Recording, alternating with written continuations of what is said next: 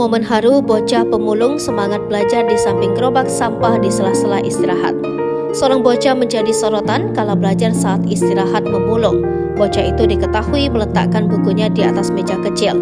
Diduga meja itu dibawa saat mengumpulkan barang bekas. Bocah itu belajar di samping gerobak hijau. Sebuah video diunggah akun Instagram Folksheet memperlihatkan seorang bocah yang tengah serius belajar di depan sebuah ATM. Bocah berbaju merah tersebut meletakkan bukunya di atas sebuah meja kecil yang diduga dibawa saat mencari nafkah dengan mengumpulkan barang bekas. Tak ditemani siapapun, bocah tersebut hanya didampingi sebuah gerobak berwarna hijau yang dipenuhi botol bekas dan barang bekas yang sebelumnya telah dikumpulkan sebelumnya. Sontak video bocah dan barang bekas tersebut menuai berbagai komentar netizen yang salut dengan usaha bocah tersebut.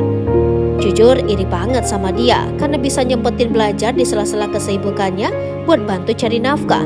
Semangat ya, suatu saat nanti kamu pasti bisa sukses karena perjuangan kamu sendiri, bukan sukses karena orang dalam, tulis akun @enai_.